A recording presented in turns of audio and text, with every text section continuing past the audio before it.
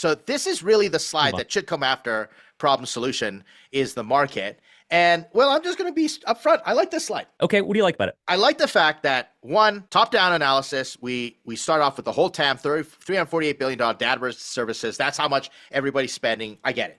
But what I appreciated was, this is my preference, and this is how we led our teams, is a thoughtful SAM and SOM in terms of figuring out here's where we could focus, and then here's what we realistically think we can make. And they showed the math in a real simple way that made me understand that you did do a bottom-up analysis, the number of companies, how much we think they're going to pay. Now, we could talk about, do we think this is battle-tested or not in terms of their assumptions, but that's a little later on.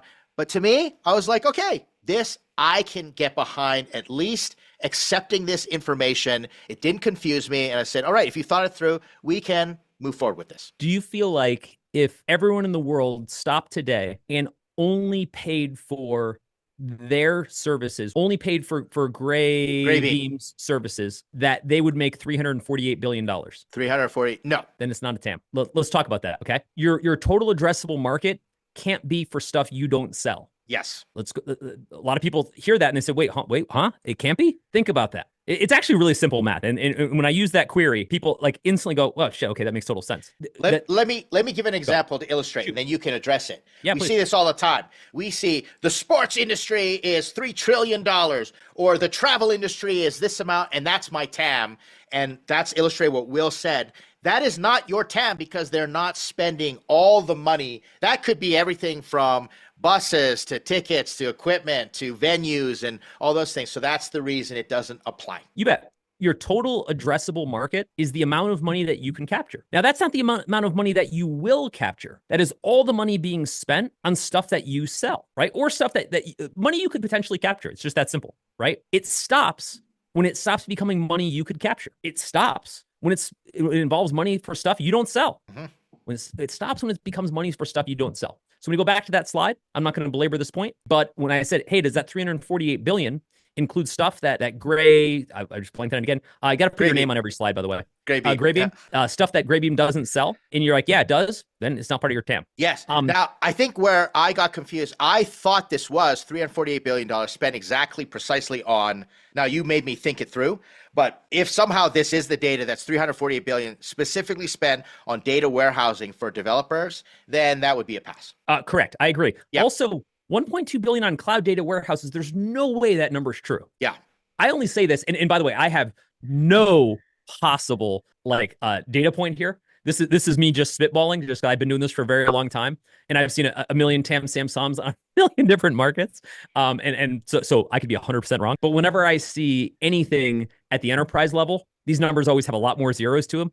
And tell me if your mileage varies on this one. There's no way people are only spending $1.2 billion on cloud data warehouses. Now, I understand you said there's these 34,000 customers, and I think you're multiplying on a $36,000 ACV and probably get to that number, but something's got to be missing on the way you're calculating that. And this is an easy fix, is just give us a little detail. Like Will teaches us all the time and says, just explain it. We're going to focus in this geographic area. We're going to focus on this particular demographic or this set of behaviors and patterns. And that's what's going to get us our SAM. Yeah, here's our big market, but this is where we want to focus to give a picture to investors. So you just have to explain a little more. But like I said, I give this a B. I give it a B. Yeah, no, it's the right structure. It's easy to get these numbers wrong, and everybody freaks out that they're going to get these numbers wrong. And by the way, most market size slides that we see are wrong. Yeah. In generally, and when I say that, people are like, wait, what do you mean it's okay? The purpose of the market size slide isn't to be spot on. You're not goddamn Gartner Group, okay? Like your job isn't to be a market analyst. Your job is to be in a ballpark. Your job is to get to an order of magnitude. Is this a 1 billion, a 50 billion, a 500 billion type kind of problem? Okay, that's what we're looking for. We just need to be in a ballpark or an order of magnitude. Whether or not this is 7 billion or 11 billion doesn't make a lick of difference. Let me throw in a little personal point when I was sitting on that side of the table. Even if your TAM SAM SOM was wrong, if the founder exhibited the ability to at least be thoughtful and calculate it properly, then I was willing to work with that founder and say, hey, I like the idea and all this stuff, and clearly it's a big problem. I think we can fine tune it as long as you're in the ballpark. Just if we're playing baseball, I just need to be in a baseball stadium. Just tell me how many possible seats are in a baseball stadium, et cetera. We can fine tune it, but it Yep. really does show instead of, and I'm just going to say it, lazy founders that go to Gardner and they just pull a report and they just cut and paste it and here's my market. And to me, that's just not a thoughtful founder.